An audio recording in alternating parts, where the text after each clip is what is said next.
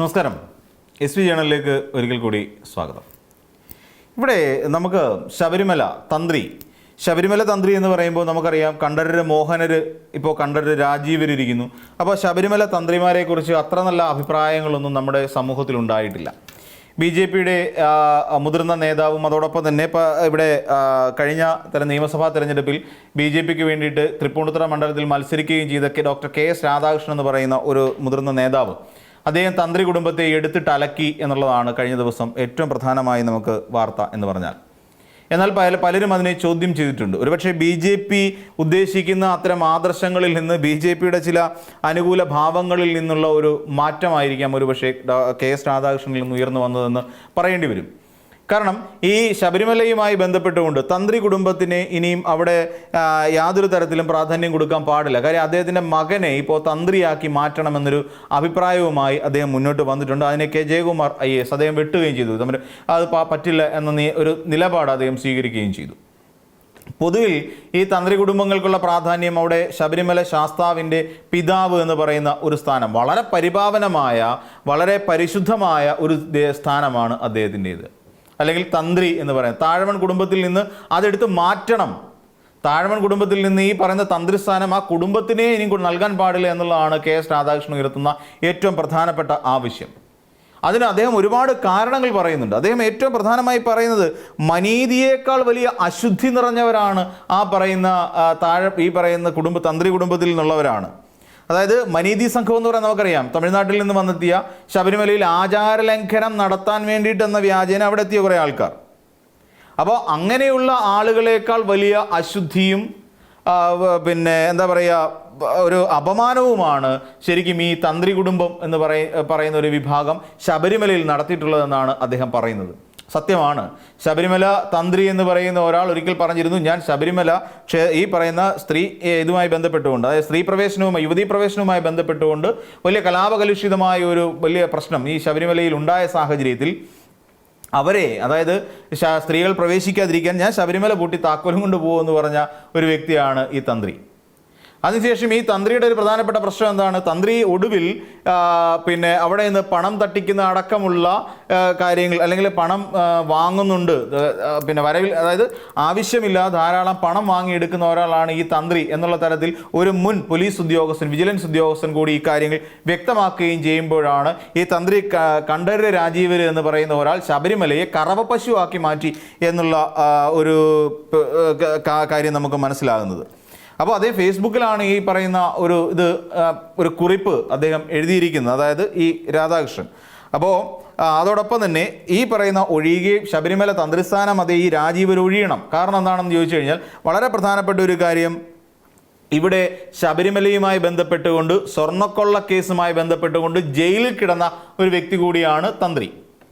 അതായത് അന്ന് കാലത്തുണ്ടായിരുന്ന വാജിവാഹനമടക്കമുള്ള ശബരിമല എന്താ പറയുക, കൊടിമരം മാറ്റി സ്ഥാപിക്കുന്നതുമായി ബന്ധപ്പെട്ടിട്ടുള്ള ഒരുപാട് കാര്യങ്ങളിൽ അഴിമതി ആരോപണം തീണ്ടി നിൽക്കുന്ന, അല്ലെങ്കിൽ അഴിമതി ആരോപണത്തോടു കൂടി ഏറ്റു നിൽക്കുന്ന ഒരാൾ തന്നെയാണ് നമ്മുടെ ഈ തന്ത്രി എന്നുള്ള കാര്യവും നമുക്കറിയാം. അതുകൊണ്ട് തന്നെ ഈ തന്ത്രിമാരെ ഇനി ഈ കുടുംബത്തിൽ നിന്ന് വേണ്ട, തന്ത്രി മാറുന്നതാണ് നല്ലത് എന്നുള്ളതാണ് അദ്ദേഹം ഉയർത്തുന്ന ഒരു ആവശ്യം. ഇനി വേറൊരു കാര്യം കൊണ്ട് ഇദ്ദേഹം KS രാധാകൃഷ്ണൻ വിടുന്നില്ല, മോഹനരെ കൂടി പിടിക്കുകയാണ്.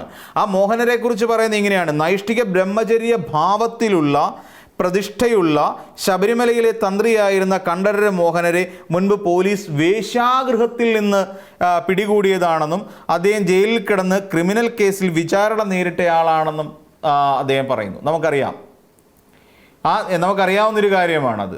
ഈ പറയുന്ന ശബരിമലയിലെ തന്ത്രിയായിരുന്ന കണ്ഠരര് മോഹനര്, അദ്ദേഹം ഒരു യുവതിയുമായി ചേർന്നുകൊണ്ട് അദ്ദേഹത്തിനെ ഇതിൽ നിന്ന് പിടിക്കുകയും, അതാണ് അദ്ദേഹം പറഞ്ഞ വേശ്യാഗൃഹം എന്ന് അദ്ദേഹം സൂചിപ്പിച്ചിരിക്കുന്നത്. അങ്ങനെയാണ് അവിടെ നിന്ന് പിടികൂടപ്പെടുകയും അദ്ദേഹം ജയിലിൽ കഴിയുകയും ചെയ്യുന്ന ഒരാളാണ്. നമ്മൾ ആലോചിച്ച്, കണ്ഠരര് മോഹനര് ആ രീതിയിൽ ജയിലിൽ കിടന്ന ഒരാൾ തന്നെയാണ്. ഇപ്പോൾ താഴവൺ കുടുംബത്തിൽ നിന്നുള്ള അടുത്ത തമ്പുരാനായ തന്ത്രിയായ രാജീവരും ഇപ്പോൾ ജയിലിൽ കിടന്നിട്ടുള്ള ഒരു വ്യക്തിയാണ്. അപ്പോൾ തനിക്ക് ആരോഗ്യ പ്രശ്നങ്ങളുള്ളതുകൊണ്ട് തന്നെ അദ്ദേഹത്തിൻ്റെ മകനെ എത്രയും പെട്ടെന്ന് തന്ത്രിയാക്കി മാറ്റണമെന്ന് പറഞ്ഞുകൊണ്ട് ദേവസ്വം ബോർഡിൻ്റെ മുന്നിൽ ഒരു ശുപാർശ വെച്ചിരിക്കുകയാണെന്നേ. അപ്പോൾ തൻ്റെ കുടുംബത്തിൽ, താഴവൺ കുടുംബത്തിൽ നിന്നുള്ള എല്ലാവരും, ഇനിയിപ്പോൾ അടുത്ത എന്താണെന്ന് നമുക്കറിയില്ലല്ലോ.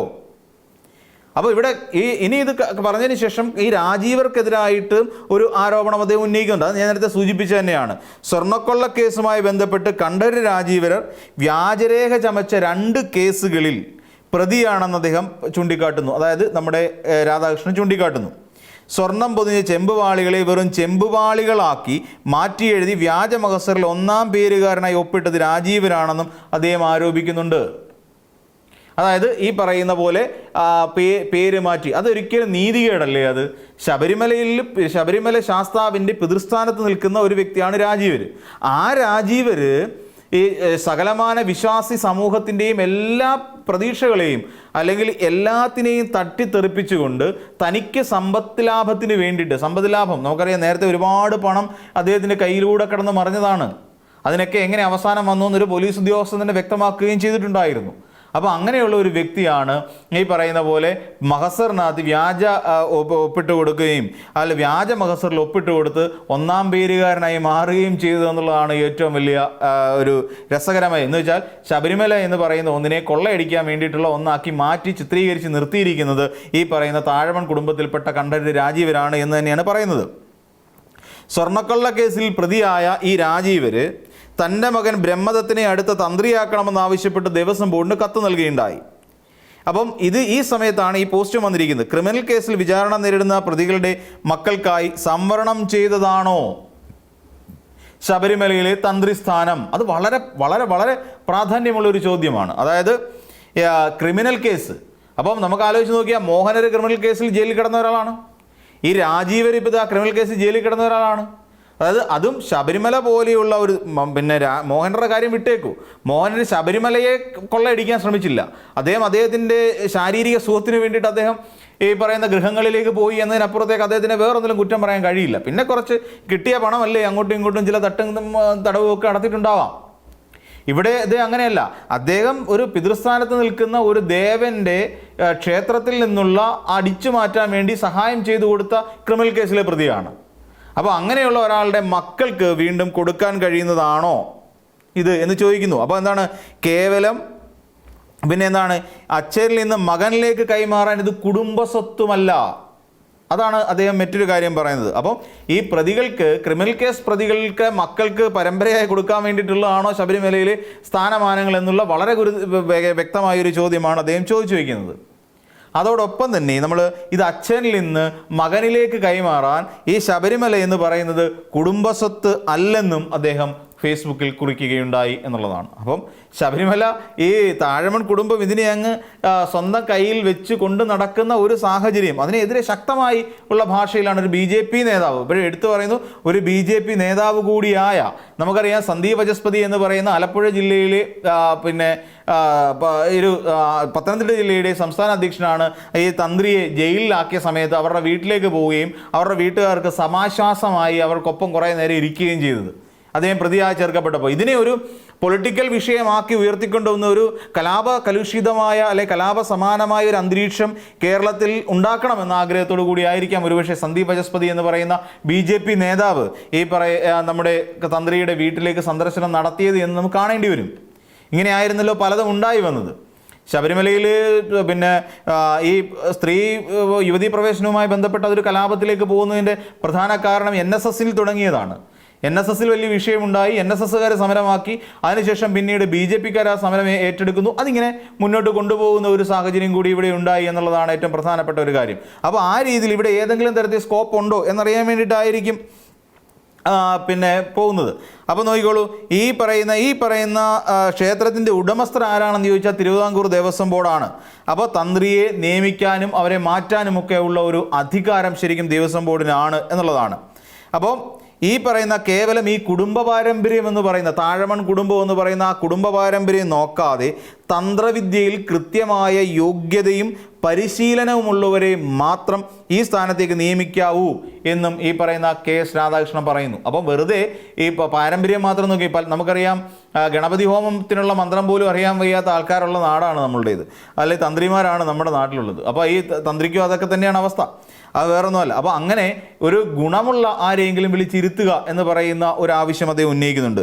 അപ്പോൾ തന്ത്രി കുടുംബം എന്ത് തെറ്റ് ചെയ്താലും അവരെ മാറ്റാൻ പാടില്ല എന്നുള്ള വാദത്തിന് യാതൊരു നിയമസാധുതയുമില്ല എന്നും അദ്ദേഹം പറയുന്നു. അതോടൊപ്പം തന്നെ ദേവസ്വം ബോർഡ് ഈ വിഷയത്തിൽ കൃത്യമായ തീരുമാനം എടുക്കണം എന്നുള്ളതുമാണ് അദ്ദേഹത്തിൻ്റെ KS രാധാകൃഷ്ണൻ ഉയർത്തുന്ന ഒരു പ്രധാനപ്പെട്ട ആവശ്യം. സത്യത്തിൽ ഇത് എല്ലാ കേരളീയരും ഒരുപക്ഷെ പറയാൻ ആഗ്രഹിച്ച ഒരു കാര്യം തന്നെയാണ്. അദ്ദേഹം ഒരു BJP നേതാവ് ആയതുകൊണ്ടും ഇതിന് എത്രത്തോളം പ്രസക്തിയുണ്ട് എന്നുള്ള കാര്യം നമുക്ക് ഊഹിക്കാം. തന്ത്രിയെ പിന്തുണച്ചുകൊണ്ട് BJPക്കാർ ഇവിടെ ധർണ നടത്താനും ശബരിമല ജ്യോതി തെളിയിക്കാനും ഒക്കെ പോയത് നമ്മൾ കണ്ടതാണ്. അപ്പോൾ ആ സാഹചര്യത്തിലാണ് ഇവിടെ ഇങ്ങനെ ഒരു തീരുമാനം KS രാധാകൃഷ്ണൻ്റെ ഭാഗത്തു നിന്ന് തന്ത്രിക്കെതിരായി ഉയർന്നു വരുന്നതിനെ ആശാസ്യമായ ഒരു സമീപനമായി തന്നെ നമുക്ക് കാണേണ്ടി വരും. അപ്പോൾ മറ്റൊരു വീഡിയോയുമായി നമുക്ക് വീണ്ടും കാണാം.